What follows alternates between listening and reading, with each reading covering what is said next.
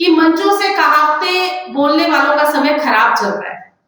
अभी रिसेंटली राजकुमार भाटी जी, जो कि किसी कार्यक्रम में 10-15 मिनट बोले, और वो कार्यक्रम भी कुछ ऐसा था कि कार्यक्रम में जो जातिवाद को लेके कहावतें बनी हुई हैं, उन कहावतों पे डिफरेंट स्पीकर अपने विचार रख रहे थे और माननीय भाटी साहब ने जातिवाद पर बनी कहावतों का आलोचना की, उन्हें गलत बतलाया।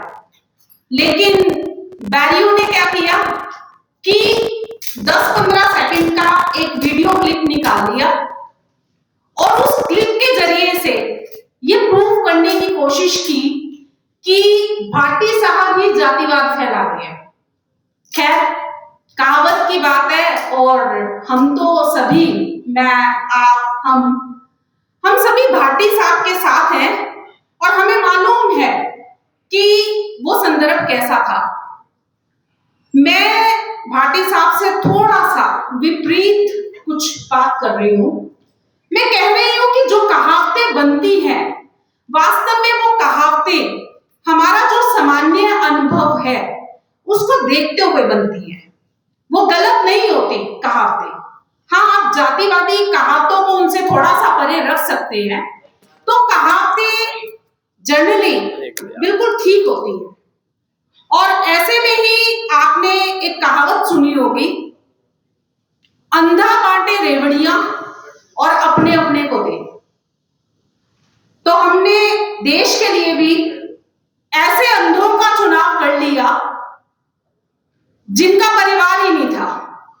हमें लगा कि परिवार होगा नहीं, तो जब वो रेवड़ियां बांटेंगे तो शायद ठीक लोगों को रेवड़ियां मिल जाएंगी।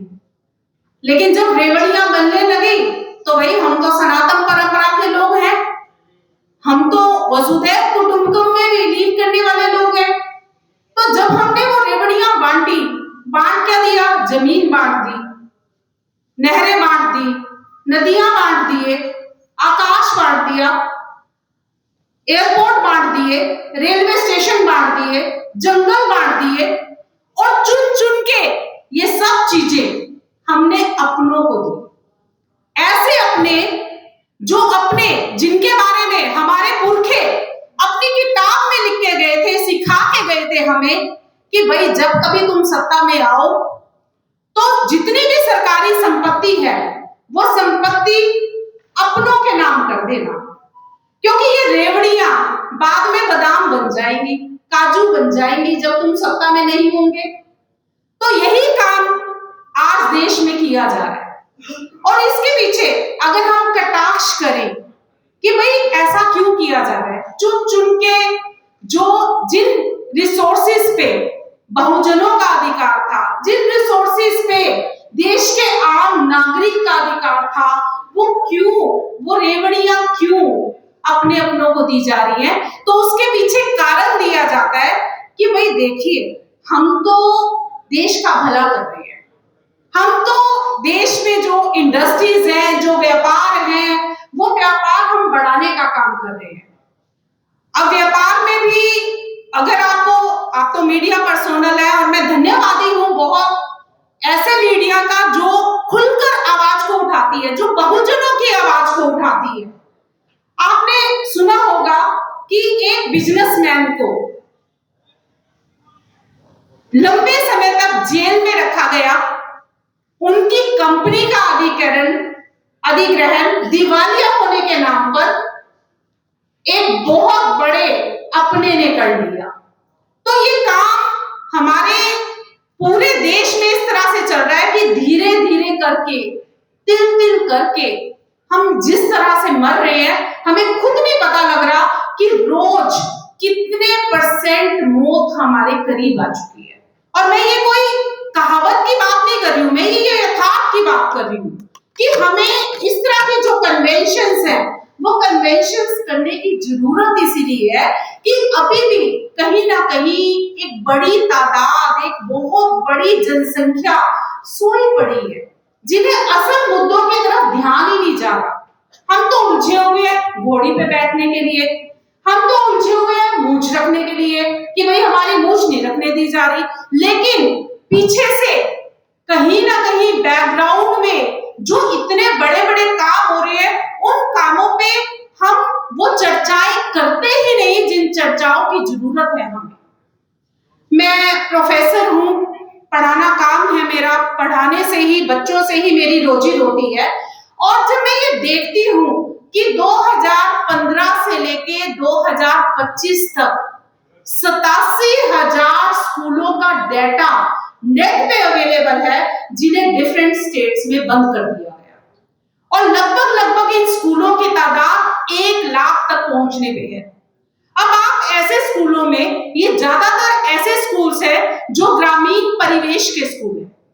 हम एक तरफ तो बड़ी बड़ी योजनाएं बना रहे हैं, बेटी पढ़ाओ बेटी बचाओ, और दूसरी तरफ हम ग्रामीण एरिया में जब स्कूल बंद करते हैं तो उस स्कूल बंद करने से उसका फर्क क्या पड़ेगा? फर्क ये पड़ेगा कि भाई वहां पे जो पढ़ने वाली लड़कियां हैं, वो लड़कियां जो अपने ही गांव में स्कूल रहने की वजह से पढ़ने का अधिकार लिए हुए थी, अब उन्हें अपने गांव के बाहर कहीं 5-10 किलोमीटर चलकर किसी स्कूल में एडमिशन लेना पड़ रहा है।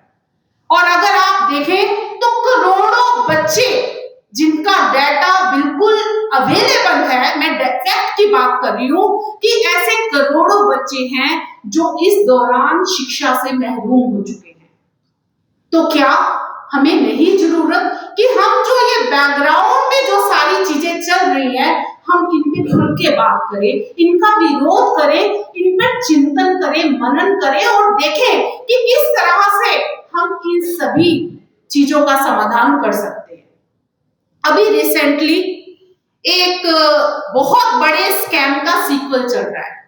सीक्वल तो इन दिनों प्रधानमंत्री साहब जो जिस तरह से उन्होंने पूरे देश को एक जो मेलोडी वाली राजनीति है, मेलोडी की राजनीति में उन्होंने डाल दिया है, और खुद ही अपने आप को प्रस्तुत कर रहे हैं अपना परिहास बनाने के लिए रील के जरिए से।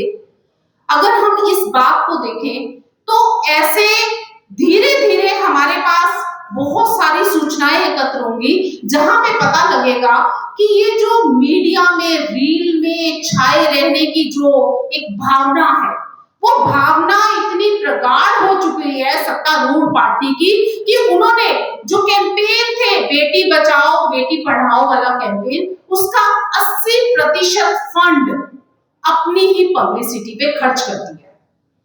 हम वीडियोस में देख रहे हैं, हमें ये लगता है कि चर्चा का मुद्दा पक्ष और विपक्ष इस बात को बना रहा है कि भाई कौन कितनी बार विदेश गया, मुझे कोई मतलब नहीं कोई कितनी बार विदेश गया। इस बात से जो पैसा खर्च रही है सरकार, वो हमारे टैक्स पेयर्स का पैसा है, मेरा पैसा है। मैं टैक्स के तौर पर वो पैसा सरकार को दे रही हूँ, और सरकार को इसलिए दे रही हूँ कि सरकार उनको सार्वजनिक जन सुविधाओं में लगाए।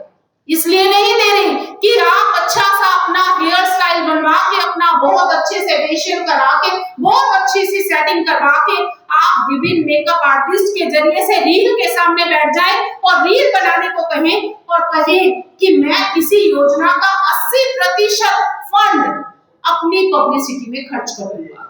तो मुझे लगता है कि फिर संयुक्त मोर्चा की नेशनल जनरल सेक्रेटरी होने के नाते मेरा कर्तव्य बन जाता है कि मंच से मैं इस तरह की आवाज उठाऊं। फिल्मों के सीक्वल बनते हैं और कहीं ना कहीं जो माननीय प्रधानमंत्री साहब हैं, उनके चलने को, उनके एक विदेशी जमीन पर इस बाहें फैलाकर दूसरे देश के किसी बड़े पदाधिकारी का स्वागत करने को धुरंधर के साथ जोड़ा गया, धुरंधर मूवी के जेस्चर के साथ उसको जोड़ा गया। लेकिन अपने देश में कैसा सीक्वल बन रहा है? अपने देश में सीक्वल्स बन रहे हैं NEET 2024, NEET paper leak scam part 1, 2025 NEET paper leak scam part 2, NEET 2026 part 3। आपसे जनता का मुंह बंद कर दिया जाता है। आप जनता का मुंह खोलने पे लगाम लगा सकते हैं, आप जनता की फ्रीडम ऑफ स्पीच पे लगाम लगा सकते हैं, आप जनता के सोशल मीडिया पे लगाम लगा सकते हैं। आप देश में आप हर किसी को रोकने का आपके पास प्रावधान है, लेकिन नीट का पेपर लीक रोकने का आपके पास कोई इंतजाम नहीं है। ये कैसा देश है? ये कैसा सिस्टम है? ये कैसी सरकार है? और कब तक एक आम आदमी चुप रहकर, खामोश रहकर अपने व्यक्तिगत स्वार्थ के लिए कि कहीं ऐसा ना हो सरकार मेरे पीछे पड़ जाए, हम चुप होकर बैठे रहेंगे? एक दिन तो आएगा जिस दिन ये सत्ता, ये सिस्टम चैलेंज होगा। सत्ता तो हिटलर की भी कभी नहीं रही। सत्ता तो हिटलर की भी खत्म हो गई, जिसको एक दिन ये कहा जाता था कि वो विश्व में अजेय है, वो भी खत्म हुआ। तो ये सब कैसे खत्म होगा? सोचने की बात है कि क्या हम सभी जब मन से बोलते हैं तो क्या हम किसी पार्टी का विरोध कर रहे हैं? सच मानिए, नहीं, हम किसी पार्टी के खिलाफ नहीं है। हम तो देश के आम नागरिक हैं। हम तो केवल और केवल इतना चाहते हैं कि देश में एक फेयर सिस्टम हो।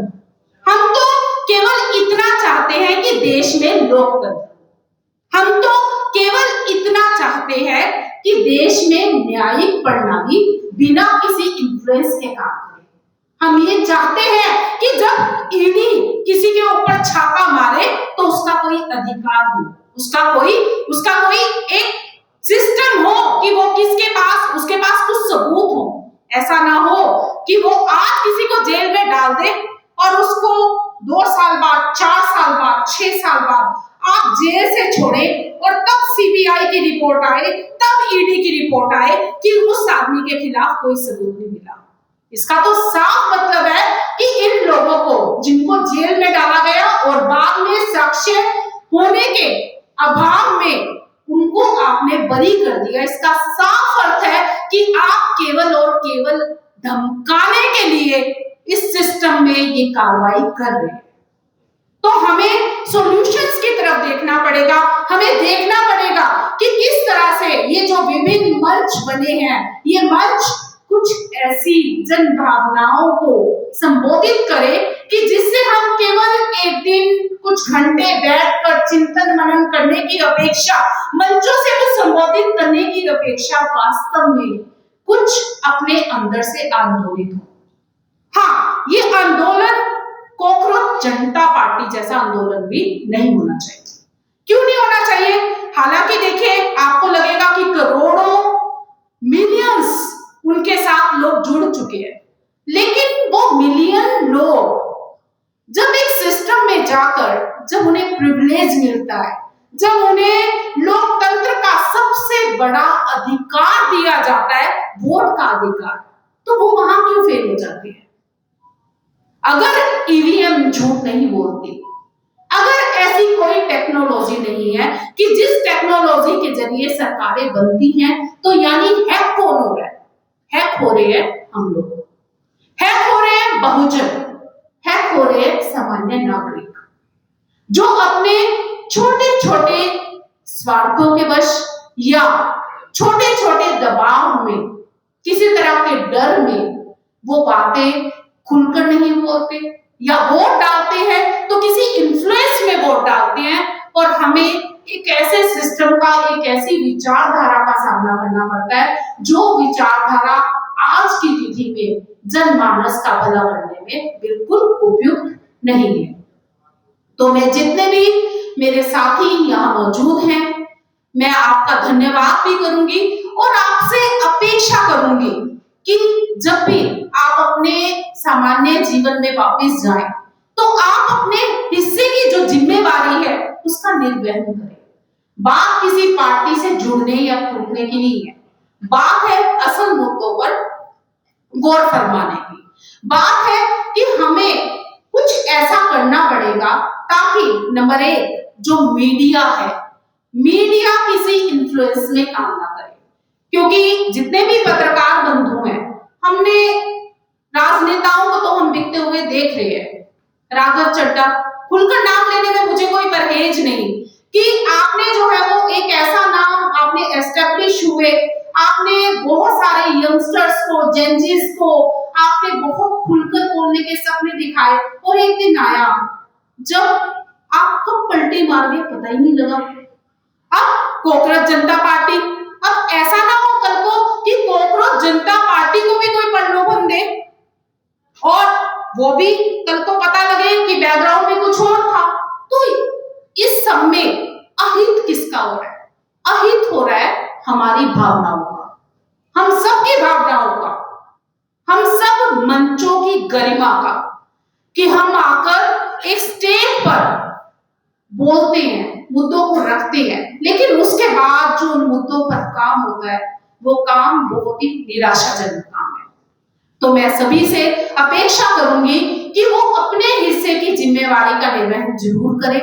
थोड़ी बहुत हिम्मत जनाब अपने में बचा कर रखिए, वरना देश तो बिक रहा है, हमारा जमीन, हमारी आत्मा कब बिक जाएगी रातों रात हमें खबर नहीं होगी। इसी आगाज के साथ जय हिंद, जय भारत।